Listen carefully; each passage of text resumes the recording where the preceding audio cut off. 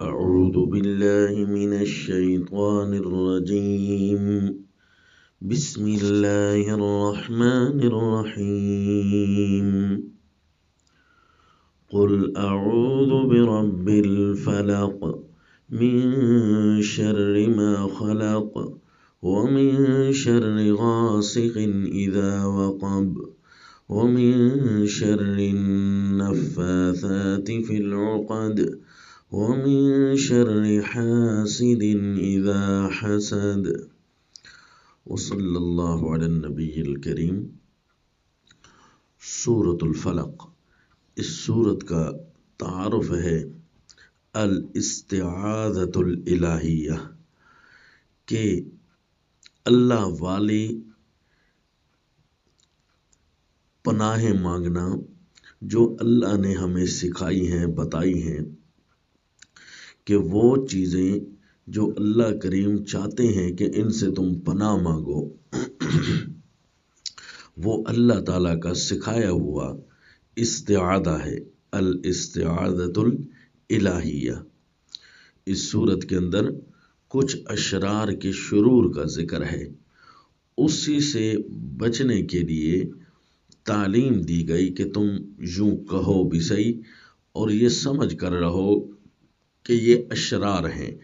جب بندہ کہہ رہا ہوتا ہے تو انہیں سمجھتا ہے اشرار، تو خود بچتا بھی ہے اور ان سے بچنے کی دعا بھی کرتا ہے. اس لیے سورت کا دعویٰ ہے تعلیم الاستعاذہ من شرور الاشرار، استعاذہ کی تعلیم تاکہ اشرار کے شرور سے، شریر چیزوں کے شرور سے، شریر نفوس کے شرور سے بندہ محفوظ رہے. اور کہنا یوں ہے کیونکہ قرآن پاک کی پوری دولت اب گود میں آ چکی ہے. یہ اللہ کی کلام کی رحمت، یہ اب ہمارے گود میں آ چکی ہے، ہمارے سینے میں اتر چکی ہے، ہمارے دماغ میں پیوست ہو گئی. تو اس نعمت کو شروع کرتے ہوئے کہا تھا الحمدللہ. اب چونکہ نعمت اور دولت جمع ہو گئی ہے، لہذا شیطان کے حملے ہوں گے اسی دولت پر، اور مختلف شرور کی شکل میں آئیں گے. وہ سارے کے ساری انسان کی امتحان، جانچ، ابتلا کے لیے کہ کتنا اپنے اللہ کی کتاب کے ساتھ ٹھہرا رہتا ہے. تو یہ سارے شرور سے اپنی حفاظت کی دعا کرے. قل اعوذ برب الفلق من شر ما خلق. رب الفلق ارشاد فرمایا کہ صبح کی کرن پھوٹنے کی جو حالت اور کیفیت ہے، یہ صرف اور صرف ایک اللہ کے بس میں ہے، ایک ہی اللہ کی طاقت میں ہے. یہ چاند کو لے جا کر، سورج کو لے آ کر، رات کے اندھیرے کو توڑ کر صبح کی روشنی کو داخل کر کے اللہ پوری کائنات کا ایک حصہ بدل رہے ہوتے ہیں. تو وہ رب الفلق جب جہاں تک سورج کا اثر جاتا ہے، جہاں تک رات کے اندھیروں کا اثر جاتا ہے، وہ ایک اللہ کی ربوبیت کے تحت ہیں. سمجھو کائنات کی کوئی چیز ہی نہیں بچی اس لفظ کے بعد جو اللہ کی ربوبیت سے باہر نکل رہی ہو. ایک ہی لفظ کے اندر اللہ کی ربوبیت میں ہی شامل ہے. اللہ کی طاقت، قدرت، اس کے حکم کے سب کچھ تابع آ گیا، صرف ایک لفظ کے اشارے نے بتایا. کیونکہ جہاں تک سورج جائے گا، جہاں تک رات جائے گی، وہ سارے کے سارے اللہ کی قدرت میں ہی ہیں. اس کو کہتے ہیں رب الفلق. من شر ما خلق، کس چیز سے پناہ مانگنی ہے؟ اتنے بڑے خالق سے کس چیز کی مدد مانگنی ہے کہ اے اللہ ہم تیری حفاظت میں آتے ہیں، کیونکہ ساری چیزیں تیری ہی ہیں. تو وہ ہے من شر ما خلق، جو چیز بھی اللہ نے بنائی ہے، اے اللہ اس کے فوائد ہمیں حاصل کرنے کی توفیق نصیب فرما، اور اس کے شر سے ہم بچے رہیں تاکہ ہمیں کوئی نقصان نہ ہو. ہمیں تیری مخلوقات کے جتنے بھی شرور ہیں ان سے ہم نے ڈر کر اور بچ کر رہنا ہے. وَمِن شَرِّ غَاسِقٍ إِذَا وَقَبَ. اب وہ جو پیدا شدہ شرور ہیں وہ ظاہری سے تو بندہ بچنے کے لیے ہاتھ پاؤں مارتا ہے، لیکن کچھ ایسے شرور ہیں جو اس سے بھی زیادہ خطرناک ہیں۔ اندھیرے میں، اندھیرا کے شر، جب اندھیرا چھا جائے، یہ نظروں کا اندھیرا ہو یا کسی اور نظروں کے ہٹ جانے کا اندھیرا ہو، تو یہ اس چیز کا اندھیرا ہے، یہ دشمن کے چھپے ہوئے ہونے کا اندھیرا ہو۔ من شر غاسق، کسی قسم کا اندھیرا ہے، چونکہ اب اس سے بچنے کے لیے ہاتھ پاؤں بھی نہیں مار سکوں گا، کیونکہ وہ اندھیرے میں وار کر رہا ہے۔ اے اللہ اس کے شر سے بھی محفوظ فرما۔ پھر ایک اور شر ہے جو اس سے بھی زیادہ خطرناک ہے کہ بندہ اندھیرے میں اگر ڈھونڈنا چاہے تو اس کے آہٹ تو محسوس ہو سکتی ہے، یوں بندہ اس کے بارے میں اندازے تو لگا سکتا ہے، جبکہ ایک ایسے نفوس خبیثہ کے شرور بھی ہیں کہ جو کبھی اندھیرے کے سے بھی زیادہ اندھیرا ہے، ٹٹولنے سے بھی نہیں ملیں گے۔ وہ کیا ہیں کہ گروہ کے اندر پھونک مارنے والے شرور نفوس کے شر سے۔ گروہ میں پھونک مارنے والے نفوس کیا ہیں؟ یہ عادات خبیثہ، نفوس خبیثہ یہ کام کرتے ہیں کہ وہ گروہ کے اندر پھونکے مارتے ہیں۔ یہ جادو اور اس کے خبیث اثرات کی طرف اشارہ ہے کہ شیطان جو ہے، حدیث پاک میں آیا، وہ بھی گریں لگا رہا ہوتا ہے، انسان کو گریں لگا کر باندھ دیتا ہے کہ تو نماز کے لیے نہ اٹھ۔ اسی طرح نفوس خبیثہ شیطان سے تعلیم لے کر وہ بھی گروں کے اوپر دم کرتے ہیں، اور ہر گرہ وہ شیطان کے نام کی لگاتے ہیں، اسی لیے تو جادو کفر اور شرک بن جاتا ہے۔ جادو کرنے والا کافر، جادو کے عمل پر راضی ہونے والا بھی کافر ہو جاتا ہے، کیونکہ وہ اللہ کے ساتھ کفر اور شرک ہوتا ہے، اور یوں کر کے وہ ایک شر پیدا کرنے کی کوشش کرتے ہیں۔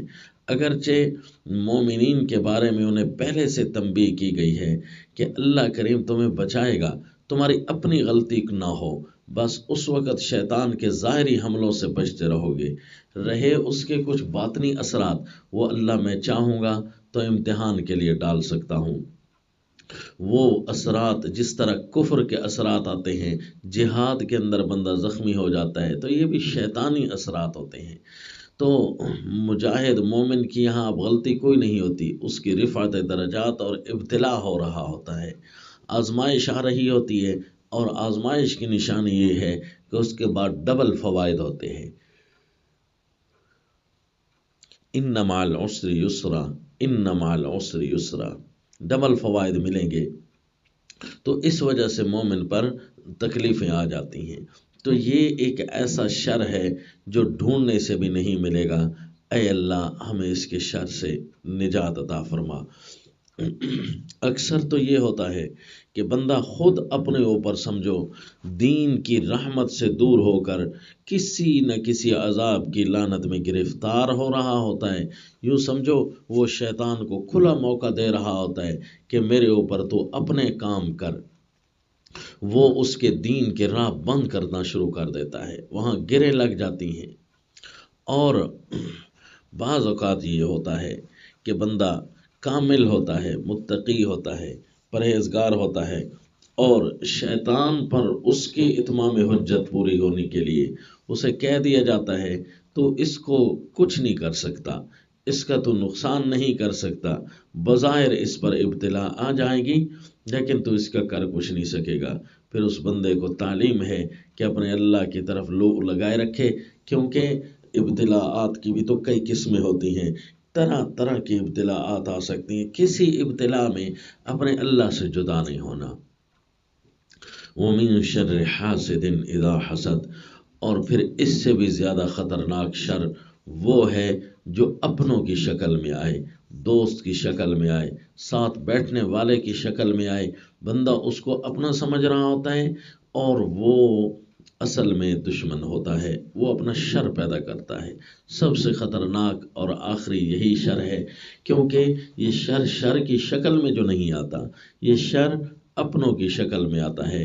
یہ حوسنے والے کے شر سے جب لگے وہ حوسنے، حسد کہتے ہیں حوس کو، ہیوس بھی اس کو بولتے ہیں، حوسنا یعنی حسن اس کو کہتے ہیں خواہ دوسرے کو گرانے کی فکر میں لگے رہنا، بس اس کی کہیں کوئی بات دیکھی سنی تو اگلے بندے کو اس کے خلاف کرنے کی کوشش کرنا، حالانکہ اس نے بظاہر اس کا کوئی نقصان نہیں کیا۔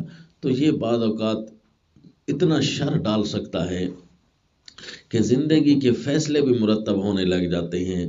بندہ فیصلہ کر بیٹھتا ہے کہ بس میں ساری زندگی اس کے ساتھ بول چال نہیں رکھوں گا، میں ساری زندگی اس کے ساتھ لڑ جاؤں گا۔ بدگمانی اس کا پہلا عنصر ہوتا ہے، اور بدگمان بندہ تو پھر اور زیادہ خطرے میں مبتلا ہو جاتا ہے کہ وہ مکمل طور پر بدگمانیاں ہی شروع کرتے رہتا ہے۔ حالانکہ حاسد نے اس کے کان بھرے تھے، حوسنے والے نے اس کے کان بھرے تھے، اور بدگمان آگے چلنے لگ گیا۔ تو یوں اکثر لوگ گناہ کی وجہ سے بدگمانی میں تو مبتلا ہو ہی جاتے ہیں، اس لیے لفظ کثیرن قرآن میں آیا، اجتنبوا کثیرا من الظن، اے لوگوں بہت سارے گمان ایسے ہوتے ہیں جو تمہارے خواہ مخواہ چل رہے ہوتے ہیں، ان کی کوئی حقیقت نہیں ہوتی، اگلا بندہ بیچارہ بے قصور ہوتا ہے۔ اور پھر جب حاسد اور حوسنے والا اس کے کان بھر دے تو ویسے بھی بندے کے پاس کئی قسم کے گمان ہوتے ہیں جو اگلے بندے کے بارے میں دوڑ رہے ہوتے ہیں۔ تو پھر جب حوسنے والے نے ساتھ آ کر دلیل دے دی، تائید کر دی، نعوذ باللہ جھوٹی اور باطل دلیل، تو یوں بندہ پھر ایسے شر میں مبتلا ہو جاتا ہے، اگلا بندہ بھی شر میں آ گیا، اور حوسنے والے نے دو بندوں کو شر میں ڈال دیا، ایک جس پر وہ حسد کر رہا ہے، اور ایک وہ جس کو وہ حسد پر تیار کر رہا ہے، دوسرے آدمی کے خلاف تیار کر رہا ہے۔ تو یوں یہ ایک شر ہو کر دو دشمن تیار کرتا ہے۔ تو یہ ساری چیزوں کی پناہ ڈالی گئی کہ دیکھو کتاب اللہ تمہارے پاس موجود ہے، اس کی براہین اور طاقتیں تمہارے پاس موجود ہیں، اس کی اولویت تمہارے پاس ہے، لہذا تم اس کو پڑھتے رہو، بار بار اس کو سمجھتے رہو، ہر چیز میں اسی کی رہنمائی لیتے رہو۔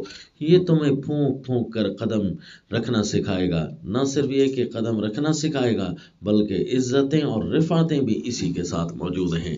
جب دولت آ جاتی ہے تو اس کے ارد گرد حفاظت کی دیوار بنائی جاتی ہے۔ یوں قرآن اپنے تکمیل تک پہنچنے لگا تو اس کی حفاظت کی دیوار شروع ہو گئی معوذتین کی صورت میں۔ تو یہ تھی الاستعاذۃ الالہیہ وما علینا الا البلاغ۔